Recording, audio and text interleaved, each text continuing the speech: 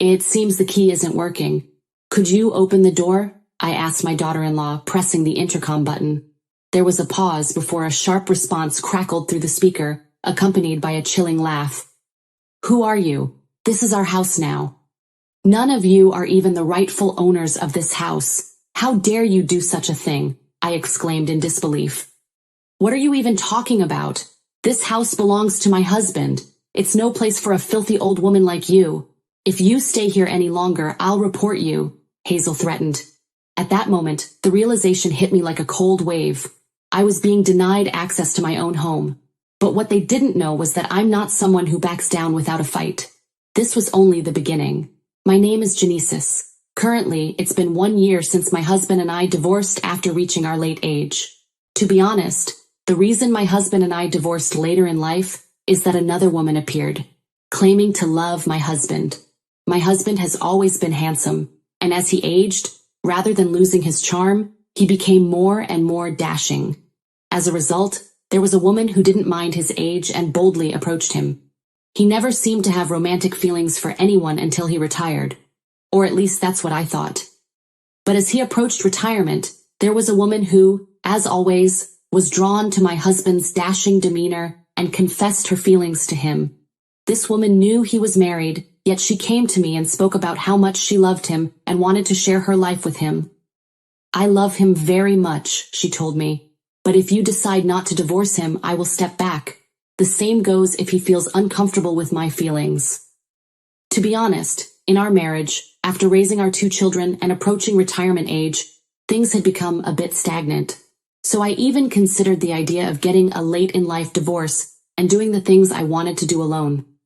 Most importantly, I liked the woman who came to me and told me about her love for my husband, because she was very polite for someone who wanted to keep her love for a married man. It felt remarkably refreshing to see her so straightforward. For some reason, even after divorcing my husband, I still keep in touch with that woman, and we occasionally go to stylish cafes together. As for the divorce and her remarriage to my ex-husband, I'm not that attached to those matters, so I meet her without any concerns. However, my 2 sons can't seem to understand why I meet my husband's new partner. Russell, my eldest son, even came up with some strange ideas. I got it. Mom, you must be holding some leverage over that woman and blackmailing her to get money, right? You're pretty cunning. And you agreed to the divorce with Dad without making a fuss just for the sake of this lifestyle, he reasoned. Seeing him say such silly things, I told him, that's not the case, we're just friends. But still, he seemed puzzled and couldn't understand the nature of our relationship. Well, if it weren't a late-in-life divorce and I were still young, I think I would never have divorced. But our children have grown up now, and I believe they would accept however we, their parents, choose to live. That's how it is, and I lived in the house alone after my husband left. I placed a chair on the balcony, read novels, and drank tea. If this refined life, undisturbed by anyone, was the price I had to pay for the divorce, then I think it was well worth it. After my ex-husband retired from his busy work life, I realized I couldn't adjust to him being home all the time. So divorce was the right decision. I heard that my ex-husband and his new wife are enjoying a fun and fresh new life, and it seems to be a win-win situation for both of us. As I was contemplating these thoughts, suddenly the intercom rang. I headed towards the entrance, thinking that it might be a friendly neighbor because I didn't remember ordering any deliveries. There, in front of the front door, were my eldest son and his wife Hazel. I don't have the best impression of either of them. Earlier, my eldest son hinted that I might be using my good relationship with my ex-husband's new wife as leverage to make threats, an idea as spiteful as his wife herself. When they first heard about my divorce, their reaction was nothing short of mocking. Seriously? We'll take you in, my daughter-in-law sneered. Getting abandoned by your husband at that age, Mom. How pathetic. If it were me, I wouldn't be able to survive. Oh, even if you run into trouble, neither Russell nor I will help you, she added in the same tone. Yeah, please, Mom, don't rush into things. It'll cause trouble for us, my son agreed with her. They spoke as if I had made mistakes in being abandoned by my husband. When I mentioned the divorce, Both my husband and the second son were also present. Seeing them laugh, my youngest son Cain chimed in. Hey, you're not talking about something like that, are you? Both of you are being way too rude, don't you think? He tried to advise the two of them, but they completely ignored him, brushing it off like it was nothing out of the ordinary. Adding insult to injury, my oldest son, who often claims to be the voice of reason, chuckled and remarked, Hey Cain, come on, let's be real. Mom and Dad were never a great match. Honestly, I always figured it was just a matter of time before he left her, retired and found someone younger. Mom, you really are pitiful. My youngest son and I exchanged glances, both letting out a weary sigh. It's always been like this with Russell. Since middle school and high school, he surrounded himself with bad-mannered seniors and delinquents, driving away decent people from his life. After graduating high school, Russell said, I'll work with the seniors, and ran away from home. But then, out of the blue, he came back with Hazel saying, We got married. Both Cain and I thought that since we didn't live together, there hadn't been any immediate troubles, so it was somewhat better. However, while I was living alone, they returned with a large amount of luggage and a moving company in tow. What on earth is going on? I exclaimed in surprise. Mom, you're in the way. If you're not going to help with the move, then get out of here, Russell snapped. Yeah, that's right. We're already tired just from moving. Genesis, could you make us some tea? Come on, hurry up and get it, Hazel added, issuing orders. What nonsense are you talking about? I never heard anything about you moving back. Please just leave, I said firmly. As I said this, both of them looked stunned and then burst into laughter, pointing at my face. What are you saying? Mom, do you even realize what will happen if you go against us? You'll end up with nowhere to go, Russell said, his tone full of menace. Seriously, Mom, just stay out of it. Russell and I don't have time for this. Right now, you're just in the way, Hazel added, giving my shoulder a shove. As I stumbled, a sympathetic mover supported me, so I managed to stay on my feet. But what on earth do they think of themselves? Do they think they're kings or something? And now, with me unable to do anything, these two grown-up children have ended up in my house. They act as if this house truly belongs to them and have started to mess it up. Both of them never do any housework, yet they leave garbage all over the floor. If I don't do the laundry, their clothes end up all over the place. And at mealtime, they just say, We're hungry. But as soon as I serve the food, they complain, This doesn't taste good. It's fine if they just say it. But if they don't like the taste, both of them demand that I buy ingredients to make something else to satisfy their selfish desires. Their selfishness is worse than that of small children. Moreover, what's troublesome is that both of them refuse to contribute financially despite living in this house. It's evident that their presence incurs living expenses, but their demands for food choices are driving up the costs. One day I thought, isn't it okay to receive some money for expenses? I talked to Russell and Hazel about it. Hey, both of you, if you plan to continue living here, contribute to the living expenses. Do you even know how much your meals cost? I asked. As I spoke, both of them exchanged glances and laughed. We're allowing you to stay here, so it's fine, isn't it?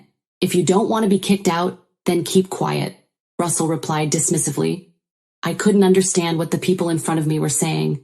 After that, I repeatedly tried to talk to them, but gradually they responded less, and I ended up being ignored. It started with small issues, and now, after a year has passed, I hardly get any response from them. Wow, so Genesis, have you really forgiven your eldest son and his wife after a whole year? The surprised voice came from my husband's new wife Iris, who is now my friend despite the age gap. I wouldn't say forgive. More like, at this age, it's bothersome to confront them. Maybe ignoring is the right term, I replied. No, it's not right, she retorted. Genesis, you said you're relieved to be free from taking care of them. If living alone brings you joy, then stick to it, Iris continued, holding my hand. I actually know someone skilled enough to take care of such people. Let's come up with a plan together, she added. Iris's intense concern for me ignited a fierce determination within me. Despite feeling embarrassed, I devised a plan to drive the two of them out. While I was busy devising that plan, I had no idea what was happening at my home. When I returned, I found myself stranded at the front door. Huh? The key won't work, I muttered. I noticed a sense of unease as I tried to insert the key into my own door. The key wouldn't fit properly. Wondering what was going on, I rang the intercom. Then I heard a woman's voice say, "Yes," from the other side. It was Hazel's voice. "It seems my daughter-in-law is at home today, even though she usually goes out around lunchtime." "I'm sorry, Hazel. It seems the key isn't working. Could you open it for me?" I asked. On the other side of the intercom, my eldest son's wife tried to suppress her laughter, though she occasionally came close to bursting out. "Who are you? There's only me and my husband in our house," Hazel responded mockingly. It was at this point that I realized, before I could drive them out, it was my daughter-in-law and Russell who had already ousted me. "I see. None of you are even the owners of this house. How dare you both do something like this?" I said in disbelief. "What are you talking about? This house belongs to my husband. This isn't a place for a dirty old woman like you. If you stay here any longer, I'll report you," Hazel threatened. To threaten to report me was really something. I immediately turned away from the house and called Iris. "Iris, this is an emergency. They forced me out and changed the locks while I was gone," I said briefly. As I explained, Iris on the other end of the phone was even angrier than I was. "What is wrong with those people? No matter how nice you are, there are certain things you should and shouldn't do. I've had enough. I'll take them on thoroughly. For now, find a place to stay. Come to my place. Let's discuss the details here," she said firmly. Then my ex-husband, who was asked by Iris to come and pick me up, arrived promptly, and together we headed to Iris's house. Even my ex-husband, while in the car, was astonished after hearing about the outrageous behavior of our eldest son and his wife over the past year. Seriously, how on earth did they end up like that? "I never imagined they would consider that house as their own," he said indignantly. "It's neither your fault nor mine, though it's true we couldn't change Russell's personality. That child is already an adult. He needs to take care of himself. It's his fault for never learning," I concluded. "Yeah, this time let's make sure he understands. Don't worry. Regarding the person Iris knows, I also have some information. There's a place where they can straighten out Russell and his wife," my ex-husband added. I hadn't heard much about Iris's acquaintance, so I decided to ask and get more details about it when we reached her house. It seems the acquaintance Iris mentioned is in a company that completely reformed her brother, who used to be quite rebellious and uncontrollable, turning him into a responsible and serious person. "It's quite a Spartan-style company, but it seems to improve bad behaviors," Iris explained. "Oh, such a company exists? Are they entrusting Russell and Hazel to that company? Since both of them work in other companies, are they considering a job change?" I asked, curious. Iris seemed surprised and shared more details.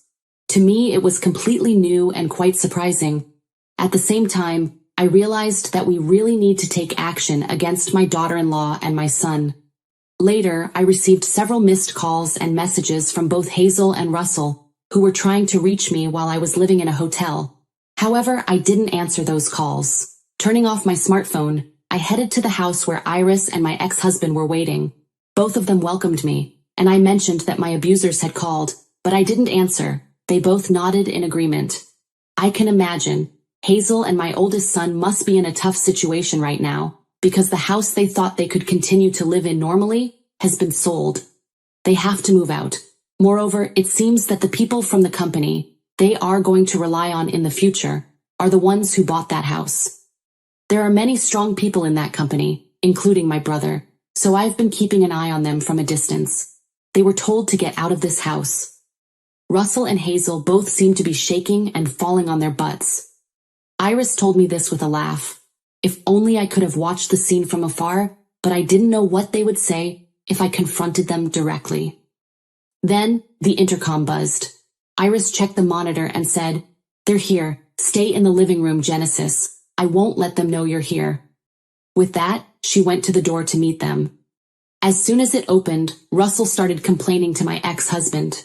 "Dad, listen. Mom is being completely unreasonable," he began. I braced myself, wondering what accusations he would make about me. "She sold the house that was supposed to be mine, and even took all the furniture with her. That house was where you let Mom live as compensation for the affair. She had no right to sell it without permission, my oldest son concluded. It was shocking to hear him say this. Despite the clear terms of our divorce, Russell still clung to the belief that his father's remarriage was the result of an affair. My ex-husband corrected him immediately. What are you talking about? Genesis and I had an amicable divorce. We divided our assets fairly. There was no affair, and I've never paid her alimony. Even now, Genesis and Iris get along just fine, my ex-husband remarked. Russell was stunned. That's a lie. There's no way Mom could get the house through asset division. She must have blackmailed you or something. Are you secretly paying her off every month to keep her quiet? His wild imagination was running rampant. My daughter-in-law chimed in to back him up. Exactly. There's no way a woman abandoned by her husband could afford both money and a house, she exclaimed. The audacity of their accusations was astounding, especially considering they'd been living rent-free in my house for over a year. Iris finally raised her voice to stop them. Enough. That house is Genesis's family home. She inherited it after her parents passed away. It's always been hers, long before she and your dad got married. Russell's jaw dropped. Wait, that house was Mom's family home? It was almost laughable how he'd forgotten something so basic. If he'd remembered, he wouldn't have embarrassed himself by claiming the house was his. Then my ex-husband added, So, did you lose your job and get evicted from your last place? And now you're relying on your mom to bail you out? You've got some nerve showing no gratitude, living rent-free and even changing the locks without permission, he added angrily. Hazel let out a dramatic scream at his words, while I had to stifle a laugh. Iris wasn't done, though. That house is sold, and you have no home to go back to. You're not allowed to enter my house either. I won't tolerate being treated like a servant by you, she concluded.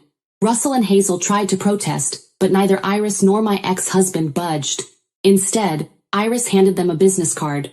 Here's a contact for some live and work opportunities. Go there and make yourselves useful. The business card belonged to a notoriously strict company known for breaking down even the most defiant individuals. My daughter-in-law and my son, desperate for a roof over their heads, eagerly went to the address. Upon arrival, they were met by stern staff and the company's president, who was curious to see how they'd fare. From what I hear, their morale has plummeted, and they've made several unsuccessful escape attempts, only to be caught each time. Now they spend their days blaming each other for their predicament, saying, "This is all your fault." As for me, I decided to sell the house since it felt a bit too spacious for just one person. Now I'm taking my time to decide on the next place to live. Once I move, I can't wait to show it to Iris and my ex-husband. I'm really excited about this new chapter.